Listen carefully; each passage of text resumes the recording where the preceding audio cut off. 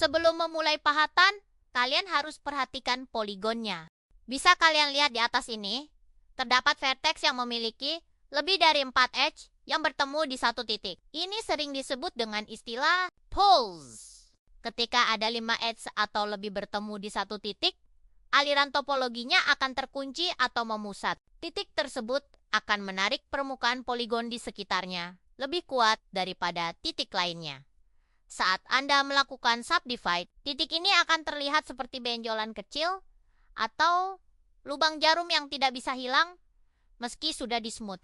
Salah satu cara untuk menghilangkannya, kalian bisa menggunakan Dynamesh. Dynamesh berfungsi untuk menghitung ulang seluruh topologi atau susunan poligon pada model kalian secara otomatis. Terdapat beberapa fungsi yang bisa kalian gunakan untuk mengatur Dynamesh. Dalam menu Dynamesh, slider blur berfungsi untuk menentukan seberapa halus atau lembut transisi permukaan model setelah ZBrush menghitung ulang poligonnya. Tombol group atau multi-group secara standar, saat kamu menekan tombol Dynamesh, ZBrush akan menggabungkan semua objek yang bersentuhan menjadi satu objek utuh. Namun, jika tombol multi-group diaktifkan, ZBrush akan melakukan Dynamesh pada setiap polygroup secara terpisah, meskipun mereka saling menempel atau bertumpuk. Di dalam menu Dynamesh, terdapat tombol polish yang jika diaktifkan akan menjalankan fungsi Auto Apply Clay Polish. Ini adalah fitur yang berfungsi untuk menjaga model kalian tetap terlihat bersih dan memiliki kesan material yang padat saat sedang memahat. Biasanya, kalau kita melakukan Dynamesh pada model yang sudah punya detail halus, seperti guratan atau pori-pori, detail tersebut seringkali jadi kabur atau hilang karena poligonnya dihitung ulang. Jika tombol project ini aktif, ZBrush akan melakukan pemetaan ulang.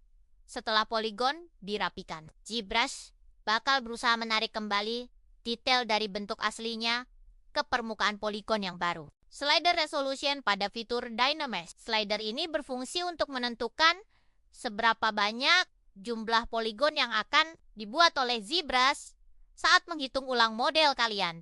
Angka pada slider resolution Dynamesh sebenarnya tidak menggunakan satuan ukuran dunia nyata seperti milimeter atau inci, melainkan menggunakan satuan grid atau voxel. Angka tersebut mewakili jumlah pembelahan dalam satu sisi kubus imajiner atau bounding box yang membungkus objek kalian. Jika kalian memasang resolusi 128, bayangkan ZBrush membungkus model Anda dalam sebuah kotak besar, lalu kotak itu dibagi menjadi 128 kali 128 kali 128 kotak kecil disebut voxel. Semakin tinggi angkanya, semakin kecil kotak-kotak pembentuknya, sehingga detail model jadi lebih tajam. Di sini saya akan melakukan Dynamesh dengan setting blur menjadi 0.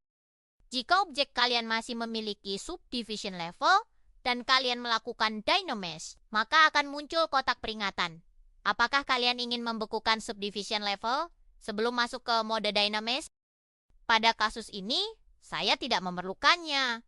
Maka, saya akan menekan tombol tidak. Bisa kalian lihat, resolusi objek saya sudah berubah dan pol yang di atas tadi sudah menghilang.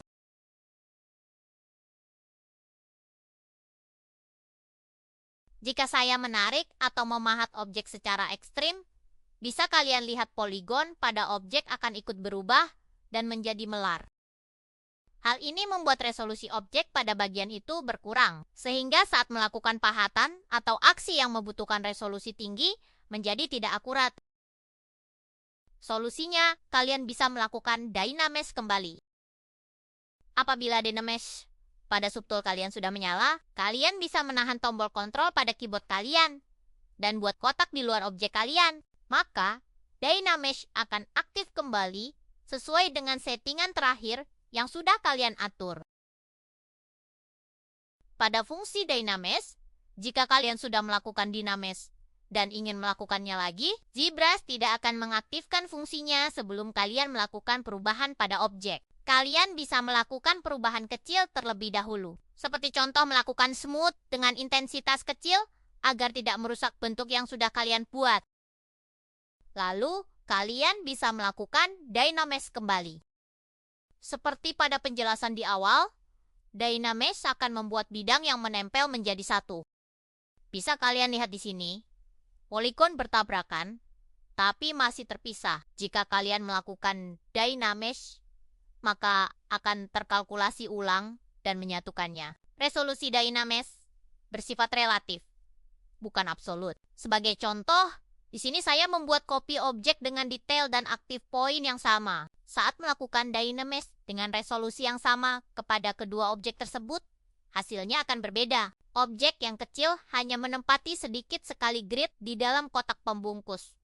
Karena grid yang terpakai jumlahnya sedikit, maka objeknya akan memiliki resolusi yang rendah. Dan pada objek yang besar, mengisi hampir seluruh kotak pembungkus. Karena hampir semua dari grid tersebut digunakan untuk membentuk objek, maka detailnya terlihat jauh lebih rapat dan halus. Untuk mengetahui perbandingan objek kalian dengan bounding box di dalam koordinat workspace, kalian bisa membuka menu Draw dan melihatnya di sini. Jika objeknya terlihat kecil di dalam kotak ini, maka pemakaian gridnya akan lebih sedikit. Jadi resolusi yang dihasilkan akan lebih rendah.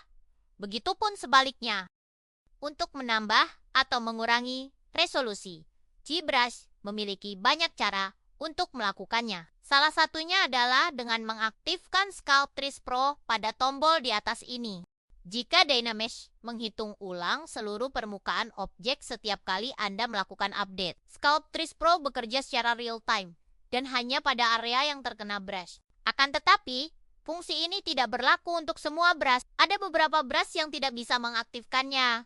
Contohnya Move Brush ini. Di sini, saya akan mencontohkan dengan brush yang paling cocok dengan fungsi Sculptris Pro, yaitu Snake Hook Brush. Saat fungsi Sculptris Pro aktif, maka lingkaran pada mouse kalian akan berubah warna dari merah menjadi ungu. Pada contoh brush ini, resolusi yang diaplikasikan ke objek kalian tergantung dari besar kecilnya brush kalian saat melakukan pahatan atau goresan brush. Jika ukuran brush kalian besar, maka resolusinya akan mengecil. Begitupun sebaliknya. Fungsi ini sangat berguna dalam tahap eksplorasi bentuk organik yang lebih bebas, menambah detail tanpa peduli dengan struktur poligon awal. Karena bersifat real-time, jadi kalian tidak perlu update manual. Poligon hanya bertambah di tempat yang dibutuhkan, sehingga file tidak cepat berat. Kekurangannya tidak bisa digunakan untuk menggabungkan dua objek terpisah menjadi satu seperti yang dilakukan oleh Dynamesh tadi.